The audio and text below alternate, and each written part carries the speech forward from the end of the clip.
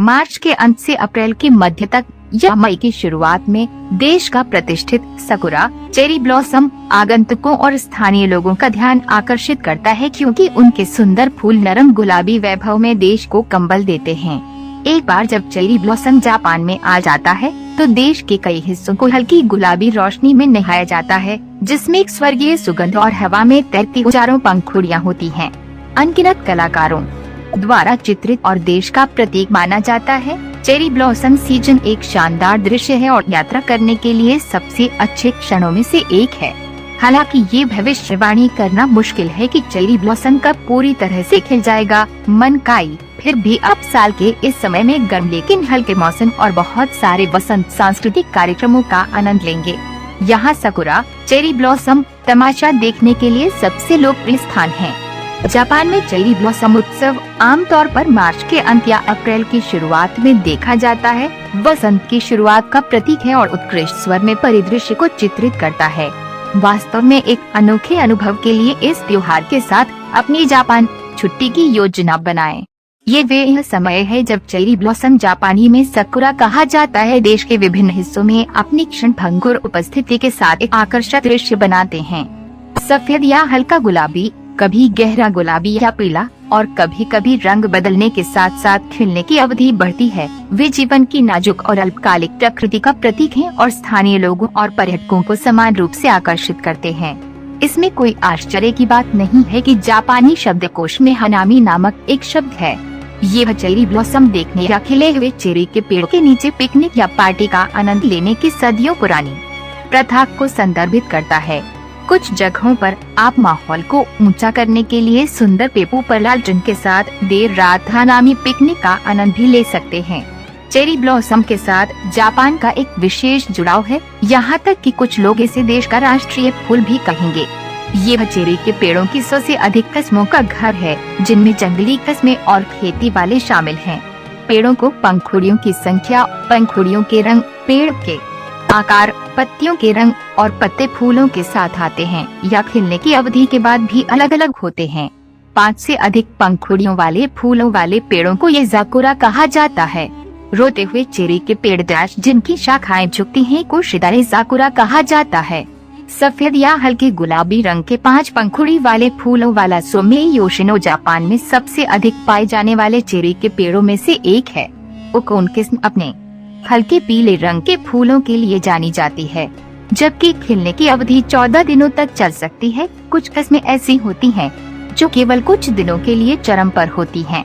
Japan में cherry blossom की सुंदरता का आनंद लेने का एक शानदार तरीका ये देखना है कि दिन बीतने के साथ साथ ये कैसे बदलता रहता है। जापान में चेरी ब्लॉसम का आगमन हर साल मौसम की स्थिति के आधार पर थोड़ा भिन्न होता है।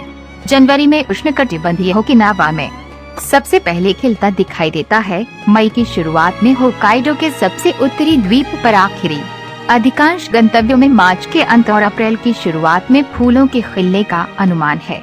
हालांकि चेरी ब्लॉसम तिथियों का सटीक अनुमान मार्च की शुरुआत तक ही उपलब्ध होता है। जापान में चेरी ब्लॉसम उत्सव के लिए घूमने की जगहें। यदि आप सोच रहे हैं कि जापान में चेरी ब्लॉसम कहाँ देखें, तो पढ़ें।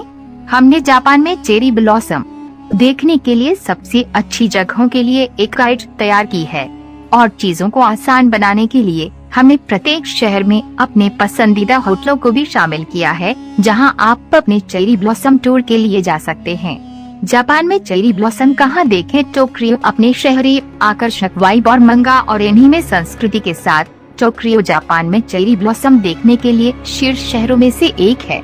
यहाँ के सबसे अच्छे हनामी स्पॉट में शिजुकुगोयन, यूएनओ पार्क और चिदुरिगाफुची शामिल हैं।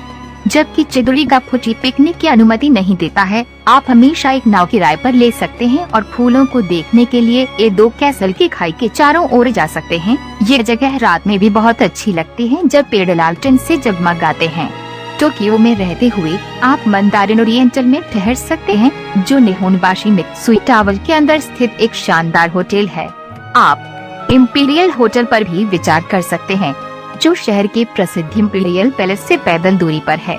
नागोया आईची प्रांत में एक विनिर्माण, शिपिंग और मनोरंजन केंद्र। नागोया जापान में चेरी ब्लॉसम उत्सव के दौरान होने वाले रमणीय रंगों के लिए भी जाना जाता है।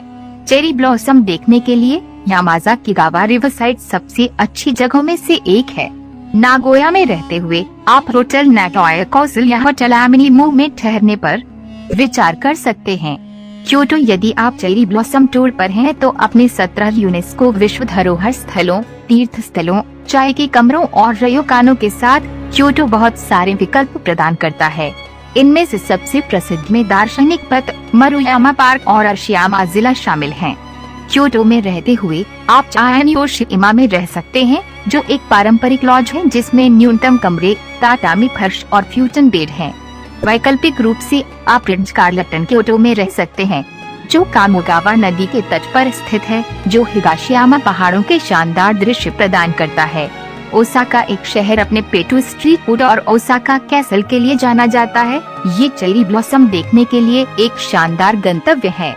यहाँ के पसंदीदा हानामी स्थलों में कामासाकुरा पार्क है, जहाँ पिकनिक के लिए विशाल लॉन और ओकावा नदी के किनारे चेरी के पेड़ हैं। अन्य महान हनमी स्थान निश्चित रूप से ओसाका कैसल है। ओसाका में रहते हुए होटल ग्रैंड विया ओसाका में रुकें, जो उज्जवल हवादार कमरों और विशेष रेस्तरां के साथ लग्जरी आवास प्रदान करता है। या आप सेंट्रल एजिस ओसाका में रुक सकते हैं, जो ओसाका कैसल और यूनिवर्सल स्टूडियो जापान के पास स्थित एक और शानदार होटल है। फुकुओका क्यूशु द्वीप पर एक महानगरीय खिंचाव वाला एक बंदरगाह शहर, फुकुओका जापान में चेरी ब्लॉसम उत्सव के दौरान घूमने के लिए एक और शानदार जगह है। फुकुओका कैसल के परिसर के भीतर माइजुरु पार्क यहाँ का सबसे अच्छा हानामी स्थान है, जबकि ये हानामी पार्टियों के लिए जाना जाता है। महल के मुख्य घर में एक अवलोकन डेक भी है, जो चेरी ब्लॉसम को देखने के लिए एक महान सुविधाजनक स्थान बनाता है। फुकुओका में रहते हुए निक्को फुकुओका में रुकें, जो ट्रेन स्टेशनों के साथ साथ अंतर्राष्ट्रीय हवाई अड्डे तक आसान पहुँच प्रदान करता है। वैकल्पिक रूप से आप ग्रैंड हयात फुकुओका में रुक सकते हैं।